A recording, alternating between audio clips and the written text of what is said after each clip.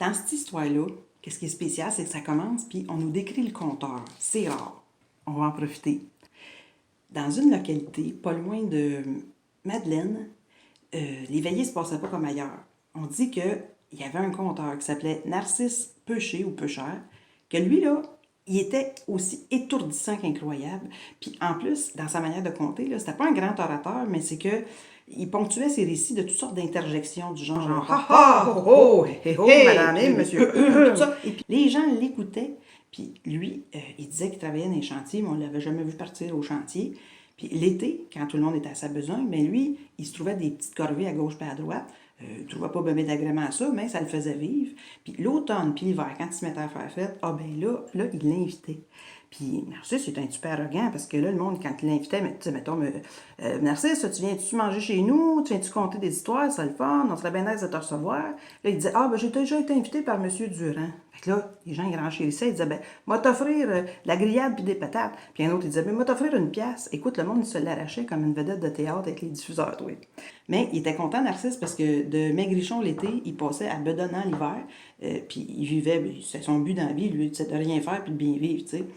Puis Narcisse, quand il contait des histoires, il y en avait quelques-unes qui contaient que c'était toujours le même personnage, c'était Tijan. Puis l'histoire était aussi rocambolesque qu'incroyable. Puis il y en a une comme ça, une légende là, qu'on va vous conter, puis on va vous la conter par petits bouts, chacun de toute façon. Il était une fois. Une fois, il est bon de vous dire, t'es un veuf. Il voulait se remarier. Il avait un fils, Tijan. Ben, Tijan, ben, c'est ça.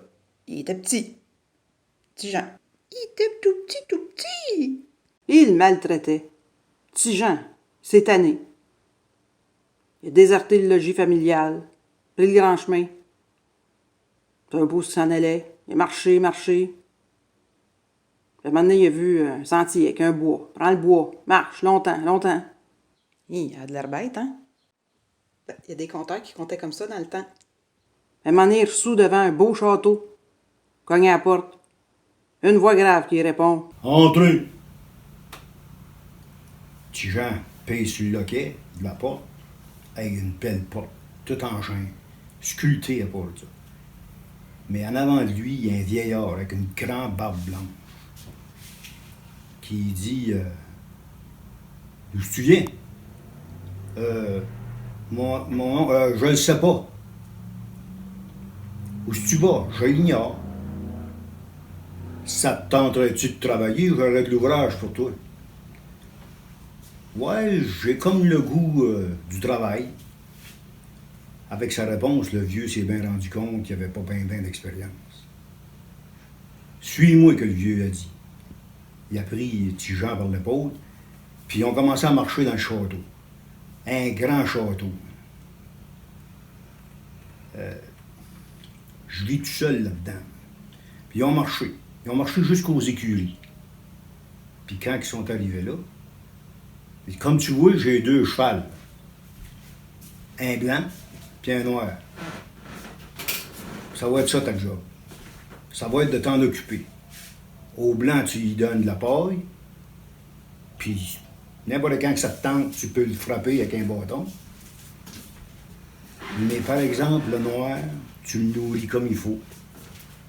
Tu l'étrilles à tous les jours, puis tu lui donnes même pas une petite tape. C'est correct. Ils sont sortis de l'écurie, ils sont retournés dans le château, ils ont descendu jusque dans le sous-sol. Hey, c'était grand là-dedans.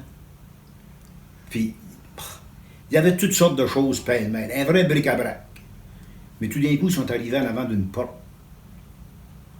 Puis le vieux a arrêté, puis il a dit, cette chambre-là, là, tu y vas pas. Parce que si jamais tu rentres là, je vais le savoir, puis t'es pas mieux que mort. C'est correct, j'ai compris. Le lendemain, le vieux est venu le voir, puis il a dit, je pars en voyage. Tijan, il a dit, amenez-vous le cheval blanc ou le cheval noir? Ni un ni l'autre. Tu vas t'en occuper, tu fais ce que je t'ai dit, tu les nourris, tu as tout ce qu'il te faut dans la grange, dans l'écurie. Mais il y a une chose, puis sois-en sûr, tu rentres pas dans la chambre. que je t'ai dit. Ayez pas peur, qu'il a répondu Tigean. Puis là, le vieux est parti. Tigean s'est en allé à l'écurie, puis il a pris une botte de paille pour nourrir le cheval blanc. Puis tout d'un coup, le cheval blanc, il a dit « Hey, là, tu devrais peut-être me donner de l'avoine. Ça serait peut-être à son tour d'avoir de la paille. » Hey, Tigean était surpris, là. « Monsieur le cheval, comment ça se fait ça que vous parlez? » « Ah, ça serait trop long à t'expliquer, » qu'a répondu le cheval. « Mais il y a une chose qu'il faut que tu saches. C'est que ton maître, là, c'est un magicien. Puis je vais te dire une chose. Moi, là, il m'haït. C'est pour ça qu'il me traite comme ça. Il veut se satisfaire. Mais, je vais te dire une chose. Si tu me nourris comme il faut, là, je pourrais être ton ami. Je te rendrai service là, dans n'importe quelle occasion.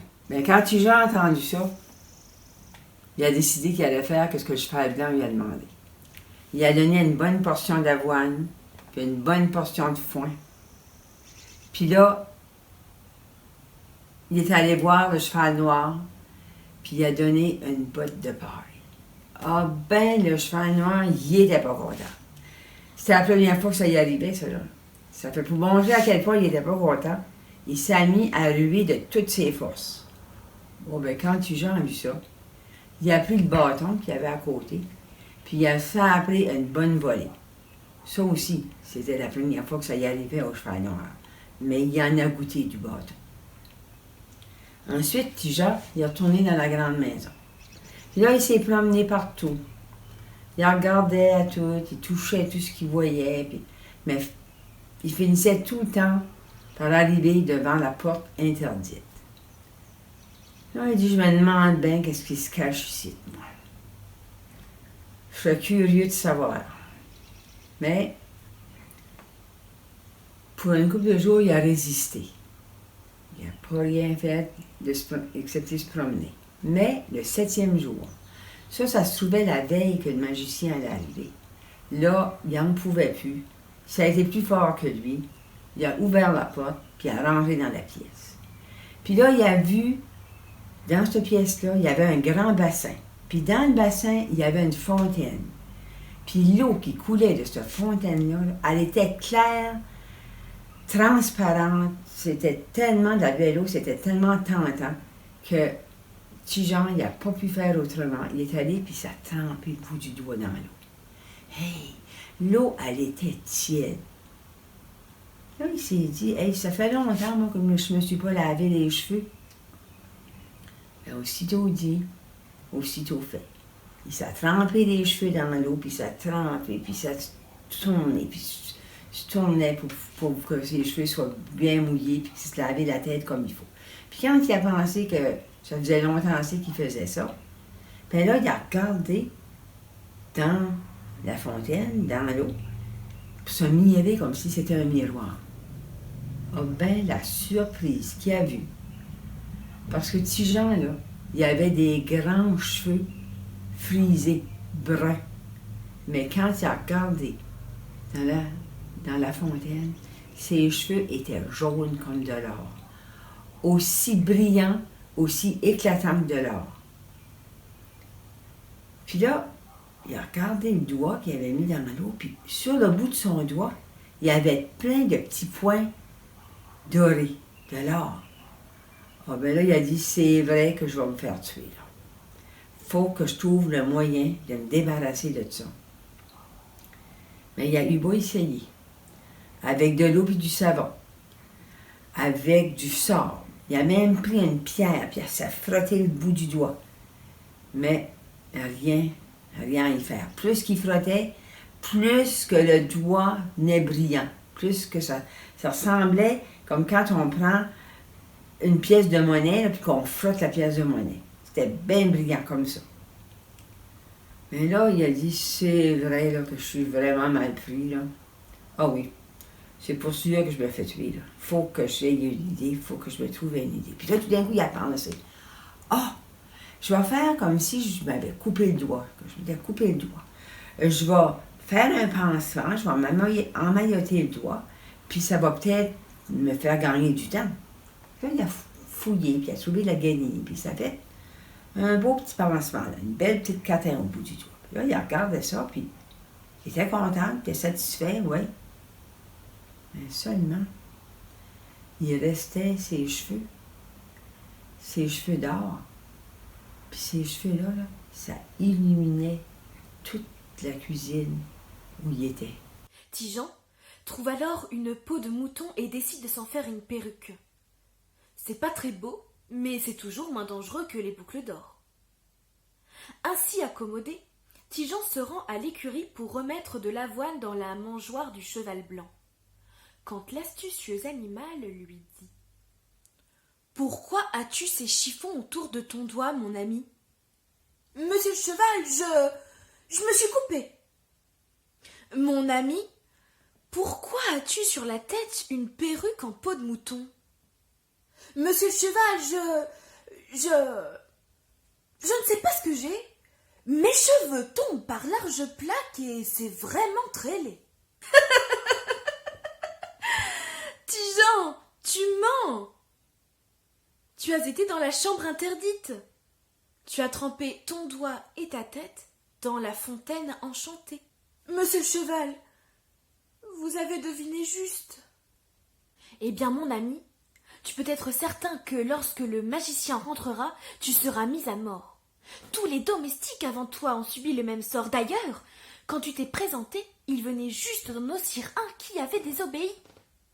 Bon, je n'en suis pas fâchée, c'était un mauvais garçon qui me donnait de la paille et des coups de bâton. Oh là là là là là là, je crois que je ferais mieux de me sauver. Pauvre innocent, te sauver à pied? En 2 enjambées, mon maître t'aura rejoint. Non, non, non, je t'ai promis un service, je vais tenir parole. Tiens, donne-moi la bride que v'là. Prépare un sac pour une longue route sans oublier mon étrille et embarque sur mon dos. Tigean, plein de reconnaissance, obtempère. Dans son sac, il met l'étrille, un gros morceau de pain, une bouteille de bière et une ration d'avoine, et les voilà partis. Le cheval galope, galope, galope, galope au vent, et s'éloigne du château, quand soudain, Tigean entend derrière lui une galopade furieuse. C'est le cheval noir et le magicien qui les rattrapent. « Monsieur le cheval, mon maître va nous rattraper, il va me mettre à mort, c'est sûr et certain !» Le cheval, sans ralentir son allure, lui répond « Jette l'étrille !» Tigean obéit. Il jette l'étrille, quand soudain, une haie d'étrille pousse sur la route, empêchant le cheval noir et le magicien de se frayer un passage. La poursuite reprend. Le cheval noir gagne de nouveau du terrain. Jette la bouteille, ordonne le cheval blanc. La bouteille jetée, Tigean voit avec bonheur une colline de bouteilles s'élever soudain. Une colline que le cheval noir et le magicien ont bien de la peine à escalader. Nouveau répit, nouvelle galopade, nouvelle alerte. Jette le pain, dit le cheval à Tigean. Tigean jette le pain, et il surgit entre lui et le magicien une montagne de pain. Tigean croit qu'il est sauvé, mais il se retourne encore et il voit le cheval noir et le magicien qui passent la crête de la montagne de pain et qui descendent à toute allure, qui reprennent leur cavalcade, comme si de rien. Ils ne sont plus loin maintenant. Jette l'avoine, dit le cheval. L'avoine est lancée à la volée et il pousse subitement un champ d'avoine, si haut, si dense, que le cheval noir et le magicien ont bien de la peine à passer. Nous sommes sauvés, dit le cheval blanc. Nous sommes arrivés hors du pays où le magicien a son pouvoir. Nous pouvons réduire l'allure. Et souffler un peu. Nous avançons maintenant à petits pas. Le garçon et sa monture continuent maintenant paisiblement leur chemin. Comme ils ont jeté toute leur nourriture, ils commencent à avoir grand faim. Par bonheur, ils ne tardent pas à arriver à un château. C'est le château d'un roi très puissant. Tigean se présente devant lui. « Seigneur roi, dit-il, je viens m'engager. »« T'engager, mon ami? Je n'ai besoin de personne. » Tigean est tout déconfit. Seulement, le roi a une fille, une radieuse princesse, belle comme le jour et bonne en proportion. Elle considère Tigean, qui n'est pas ben affriolant, tout couvert de poussière et de boue, tout suant, avec son doigt emmailloté et sa tête couverte d'une perruque de laine. La princesse dit pourtant doucement « Mon père, on pourrait l'employer au jardin. Il cultiverait les fleurs. » Le roi aime sa fille. Il répond « Les fleurs? Pah! C'est pas bien utile. Mais bon, puisque ça te fait plaisir, je vais l'engager. Toi, mon garçon, tu habiteras la cahute qui est au fond du jardin, et tu mettras ton cheval à l'écurie. Allez. Satisfait, Tigean s'attelle à l'ouvrage qu'on lui commande. Il ne tarde pas à déchanter. Les autres jardiniers sont furieux de l'arrivée de cet intrus que la princesse protège. Comme il travaille bien, comme il soigne les fleurs, ils ont peur que leur paresse apparaisse. Ils l'accablent de mauvais traitements, lui font faire les tâches les plus rebutantes qui soient, et ne lui laissent manger que les restes, les vieux morceaux, les rogatons. Le pauvre Tigien en est bien déconfit. Il s'en va confier sa peine à son seul ami, à son cheval blanc dans l'écurie. La belle princesse ne se désintéresse pas de son protégé. Elle trouve qu'il a mauvaise humeur, qu'il semble pâtir, et il lui vient l'idée que les autres le privent peut-être de nourriture. Un jour, elle s'en va à la cabane, qui est le logement du garçon, en lui apportant quelques reliefs de sa table. Tigien ne s'attendait pas à cette visite. Il est en train de se laver, il a ôté la poupée de son doigt et sa perruque de laine. La princesse l'aperçoit ainsi, avant qu'il ait eu le temps de cacher ses cheveux et son doigt. Elle devine qu'il y a dans sa vie un petit secret, et elle feint de ne s'être aperçue de rien. Chaque soir, la princesse, poussée par son bon cœur, apporte quelque chose à manger à Tigien, qui recommence à prospérer et à reprendre force et santé. Il ne faut pas longtemps pour que cette faveur s'ébruite. Les jardiniers jaloux recommencent à maltraiter le jeune homme. Le baron Barbant, un des capitaines des gardes du roi, fiancé de la jolie princesse, prend ombrage de ses visites journalières. Il ne peut supporter qu'elle s'occupe de quelqu'un d'autre que lui, et il s'imagine toujours que la moindre libéralité diminuera la dot qu'il doit avoir sa future. Or, il advient qu'un roi voisin, le terrible et grand Guillaume, prince redoutable par sa force et par le nombre de ses guerriers, déclare la guerre au roi, le père de la princesse. Celui-ci réunit ses officiers et ses troupes qu'il va conduire contre l'ennemi. Au moment de se mettre en route, le baron Barbant, qui est un fiefé poltron, commence à se plaindre et à gendre. Il ne peut pas partir, dit-il, car il est malade. Le roi, tout harnaché, s'en vient trouver son futur gendre qui est au lit. « Seigneur roi !» pleurniche le baron. « Combien je me désole de ne pas pouvoir vous aider à la guerre. »« Qu'avez-vous donc, mon ami ?» demande le monarque. Ah, « J'ai des douleurs dans mon intérieur. C'est ce sacré Tigien qui m'a fait prendre une drogue pour m'empoisonner. » Le roi se met en colère. Il envoie chercher Tigien. Il lui demande s'il avait vraiment fait cela et pourquoi. Tigien proteste de son innocence. « Bon, dit le monarque. Je suis pressée, là. Je m'en vais à la guerre. Fait que je sais pas si t'es coupable, mais si c'est le cas, tu seras puni en temps et lieu. Mais là, ça me tente pas ben que tu te sauves. Fait que, qu'est-ce que tu veux? Je vais t'envoyer au cachot, en bas de la grosse tour. Et puis c'est là que mon petit Jean s'est ramassé. Dans le cachot, tout misérable. Il trouvait le temps long, complètement désœuvré. Puis là, le méchant monsieur baron Barbant a décidé de se venger en rajoutant à la misère de Tigien. Il a donné l'ordre à ses jardiniers, qui ne l'aimaient pas pantoute non plus, de nourrir Tigien au pain sec puis à l'eau. Ça n'a pas pris de temps que mon Tigien s'est mis à maigrir. Chaque jour, sa vie était un enfer. C'était plate, il tournait en rond dans son cachot. Puis de temps en temps, il y a un petit jardinier qui se pointait au soupirail puis qui venait l'insulter. Jour après jour, une méchanceté en attendait pas un autre. Si bien que Tigien il a arrêté de regarder le soupirail puis il a commencé même à même plus bouger. Il restait assis dans le fond de sa cellule. Il n'y avait rien à faire. Un soir, il a entendu une petite voix. « Tigien! Tigien! » C'était sa belle princesse. Ben, veux-tu bien me dire pourquoi c'est faire que t'as fait qu'est-ce que t'as fait? T'as l'air misérable, regarde-toi à cette heure. Voyons donc, princesse, j'ai rien fait, je l'ai pas drogué, ce baron Barban-là. Voyons donc. Puis même là, il y a un coupable, s'il y a un coupable, parce que moi, je pense que c'est du fake, toute cette histoire-là. Ben, je pense aussi là, que mon fiancé, il est pas malade. Mais tu fais tellement pitié. Je pense que ça ferait du bien que tu sortes un peu de ton cachot. Fait que, regarde ce que je vais faire. Chaque soir, je vais venir débarrer la porte. Comme ça, tu vas pouvoir sortir pour aller te dégourdir un petit peu les jambes, au moins. Puis, si tu fais attention, qu'il n'y ait personne qui te voit, te laisses rentrer le soir, on rebarre ça, puis on n'en parle plus. Puis à un moment donné, mon père, il va revenir, le roi, là. Voyons. Fait qu'ils ont fait ça comme ça, une couple de soirs. Et puis là, tu sais, à un moment donné, il s'est dit, « Hey, je pense que je vais aller demander conseil à mon ami le cheval blanc. » Il s'est dirigé tranquillement aux écuries sans se faire voir par personne. Il est rentré, et puis quand le cheval blanc l'a vu, « Oh, mon maître sont mis à faire la fête! » Mais très vite, il a dit, « Viens ici. Écoute, moi, ça fait des jours et des jours que j'entends les plans du baron Barban. Et puis, ils sont pas bien bons pour toi, les plans. Ils ont décidé que faudrait que tu meurs avant que le roi revienne de la guerre, pour que la vérité meure avec toi.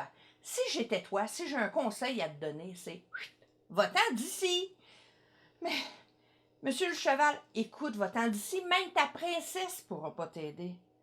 Mais monsieur le cheval, je ne sais pas, moi, comment partir d'ici. Comment je vais faire ça? Mais le cheval, il l'a encouragé. Il dit non, fais-toi-en pas, j'ai un plan. J'ai un plan, ce que tu vas faire, c'est que tu vas aller chercher les armes du baron Barban. Et puis cette nuit, on va quitter le château, incognito. Tigeant n'était pas trop sûr. Il n'était pas sûr parce que lui, il aimait bien la princesse, puis l'idée de ne pas pouvoir la revoir. Mais le cheval l'a rassuré. Non, fais-toi-en pas. Tu vas te comporter de telle manière pendant la guerre que le roi va t'accueillir à bras ouverts. Alors là, ça l'a rassuré Tigeant. Il dit OK. Fait que là, il est embarqué sur le dos du cheval. Et puis, ça n'a pas pris 2 minutes. Bon, ils sont repartis. Mais il est parti tellement vite, le cheval, que le casque à Tigeant est parti. Chou, dans les airs. Et puis là, ben, c'est sûr, sa belle chevelure blonde flottait, libre, comme tout dans l'air. Et bien sûr, il n'avait pas mis sa mammouth avant de partir. Ben non, il l'avait laissé à la maison. Fait que là, wow, ça roule, ça galope un cheval blanc de même. Puis là, par le temps qu'ils arrivent l'autre bord de la forêt, ils sont très proches de la guerre. On entend les épées qui s'entrechoquent. Et au loin, au cœur de cette bataille, on retrouve le roi. Le roi qui est découragé. Vraiment, là, il n'en vient pas à bout. Le grand Guillaume est imbattable. Il est capable de terrasser toute personne qui ose l'affronter. Alors, là, à ce moment-là, très précis, il dit « J'offre mon royaume à quiconque peut vaincre le grand Guillaume. » Et comme de fait, wow! C'est Tigeant qui passe avec le cheval blanc. Tout ce qu'on voit, c'est un cheval blanc, une armure verte et des cheveux blancs. Et puis là, par le temps qu'il a freiné, là, ça prenait du temps à freiner, un cheval blanc de même, il est arrivé en plein milieu de l'armée ennemie. Et là, Tigeant, il sort son épée.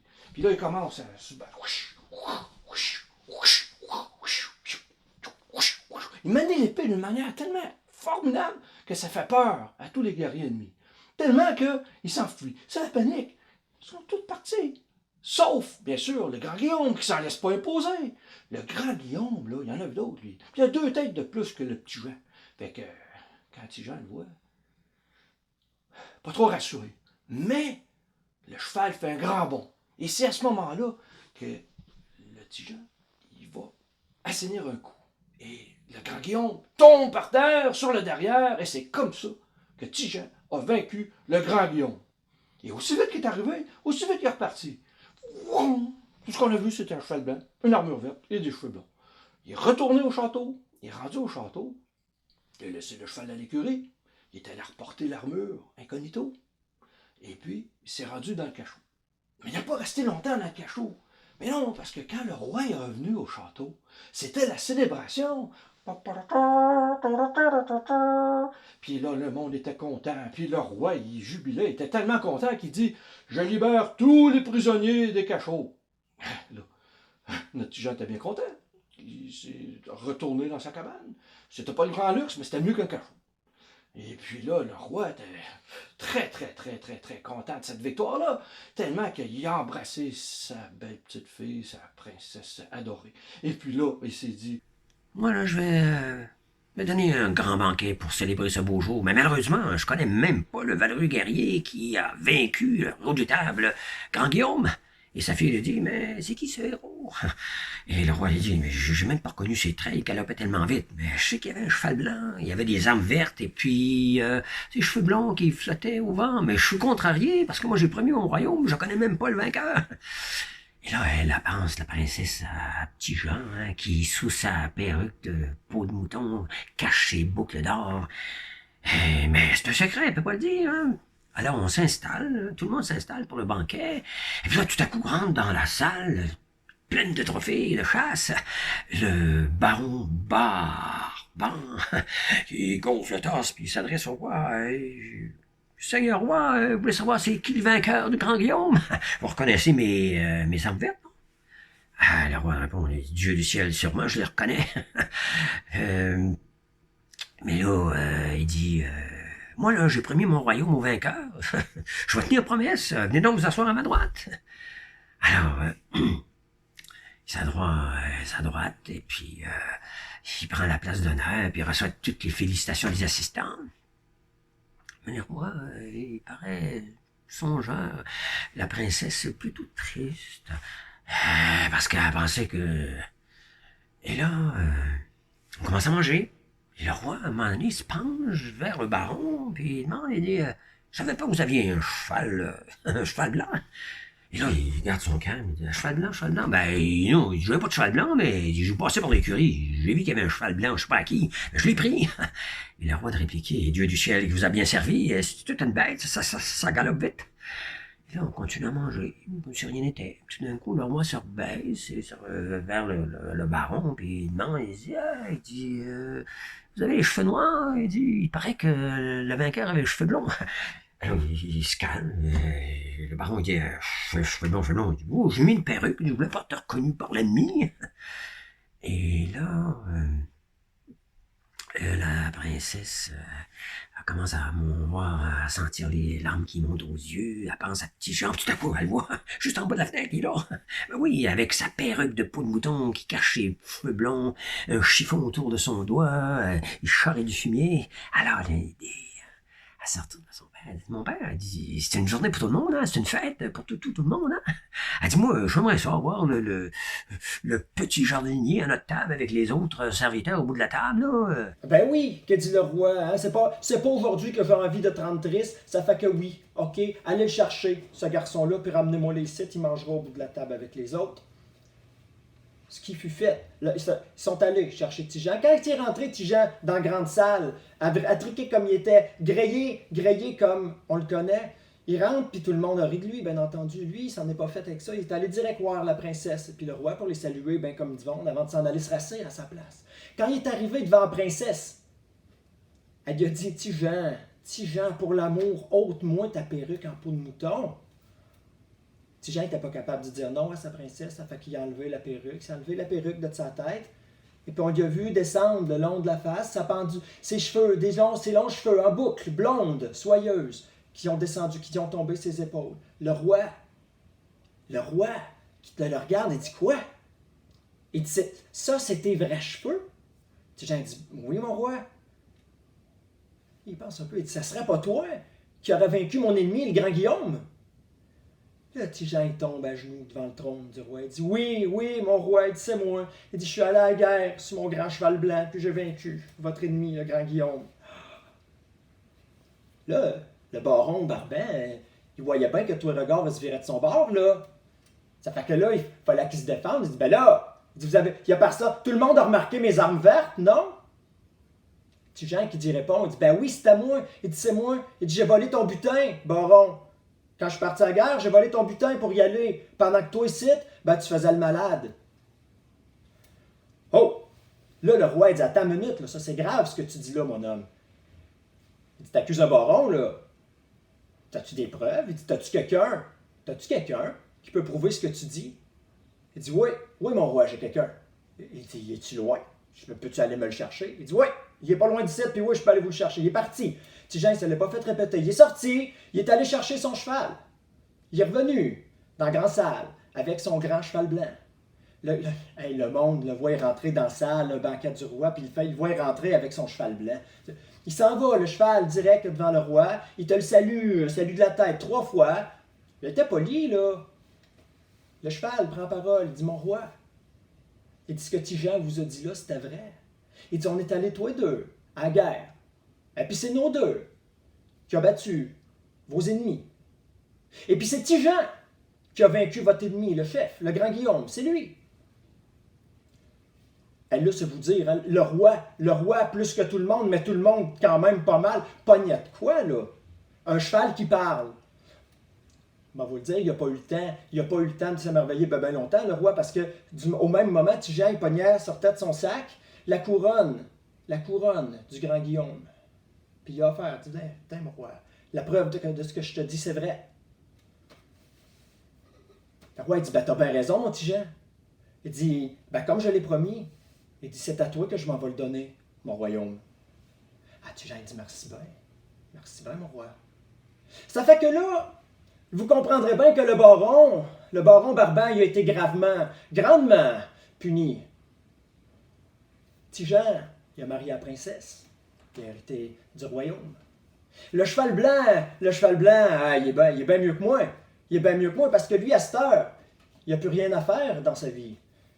Tandis que moi, ben, je suis encore pogné pour travailler dur.